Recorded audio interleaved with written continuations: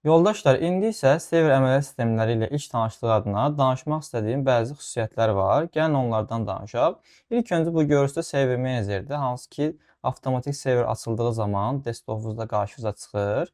Və yaxud da ki, elə eləyə bilərsiniz ki, bu ilk açılışda qarşınıza çıxmasın. Manage server properties altında burada do not start işarəsini OK vursaz, hər dəfə server açsanda bu dashboard ekranı sizi qarşılamayacaq. Amma hər halda belə açılmağı məsləhət görüləndir. OK.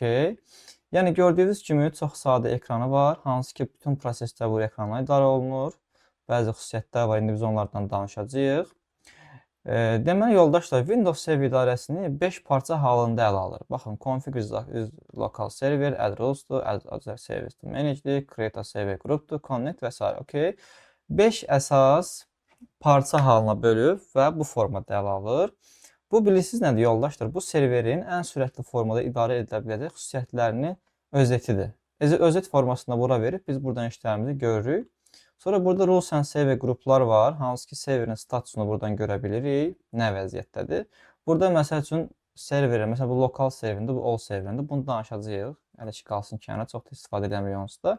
Amma hər halda burada çıxan hər hansı bir problemi anında girib diqqətimizi çəkə bilər. Buradan baxa bilərik nə var, nə yox. Servislər falan burada dayanmış olsa gəlib üstündə start edib restart və s. eləyə bilərik. OK.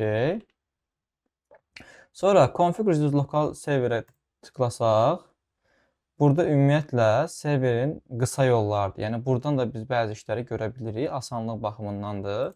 Və yaxud da bura yox, elə lokal serverə daxil olsanız da eyni qapıya çıx komitərin, yəni bu komitəyə gedir, amma serverin adı workgroupdadır yoxsa domaindədirmi, saatıdır, update'ləridir, Defender'dir, remote desktop'dur, Ethernet kartı və s. kimi. Məsəl üçün biz remote desktop aktivləşdirəndə girdik, nə bilim startda servis settingə girib və s. uzun yolla getdik, amma buradan da gəlib enable tıklayıb buradan da baxa bilərik. OK, biz orada allow vermişik deyə burada enable formasındadır.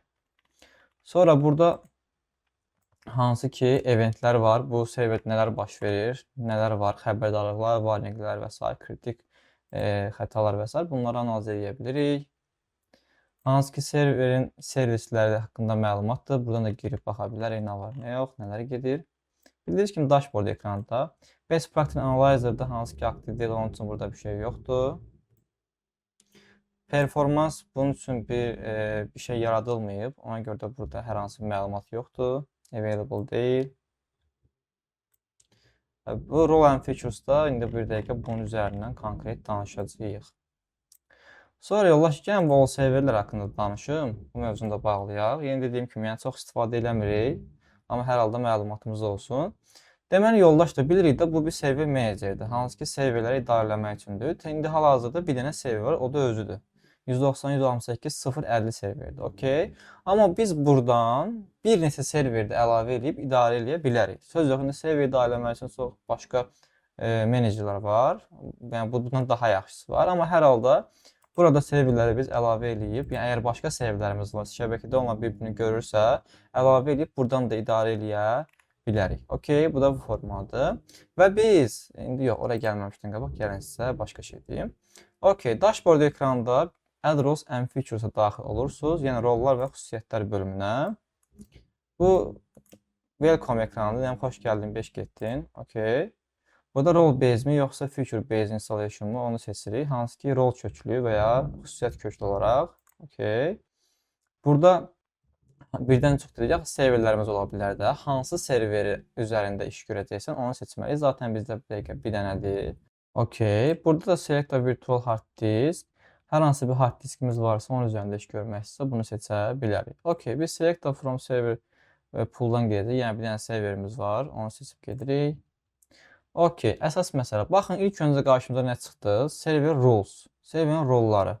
Və sonraki seçim nədir? Server features, hansı ki serverin xüsusiyyətləridir. Buradakılar serverin özünə xas olan şeylərdir. Yəni özünün konkret xüsusiyyətləridir. Yəni burada yüklədiyimiz hər hansı bir xüsusiyyət, yəni feature serverin özünə aiddir. Nə bilim .NET Framework-ün yüklənməlidir, BitLocker-dur, nə bilim bir cache-ni aktivləşdirməlidir, Client for NTFS-dir, Container və s. Bu serverin özünün xüsusiyyətləridir. Yəni bu heç necə xidmət göstərmir. Amma server rules, hansı ki bu serverin rollarıdır, bu xidmət göstərmək üçündür. Okey, biz bu dəqiqə serverimiz var, aydın məsələ. Amma bu server harasa xidmət göstərir? Yox. Nə işə yarayır bu server? Heç bir şey. Çünki biz bu serverə bir rol vermədik.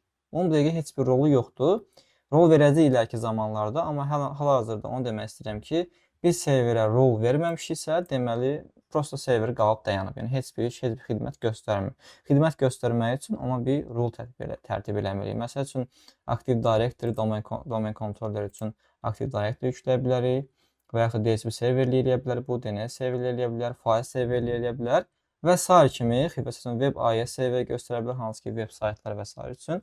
Okey, hər hansı bir rolu buna versə, bunun üzərinə xidmət göstərməyə başlaya bilər və bunu da deyim ki, bir server birdən çox rolu üstlənə bilər. Yəni birdən çox rol bir serverdə işləyə bilər. Eyni zamanda Active Directory olub həm DHCP, həm DNS, həm file serverli eləyə bilər. Okey. Yəni bu kimi istifadələr də var. Ümid edirəm ki, bu terminləri anladınız, nə üçün istifadə olunur, niyə var və nələr eləməliyik, serverin aktiv olmağı üçün nələrə fikir verməliyik. Yəni bu dəqiqə birsə pasiv vəziyyətdə, çünki o bir rol yoxdur onun üzərində. Anladınız bunları. Gəlin elə isə növbəti dərsdə ilk rolumuzu qaldıraq və davam edək.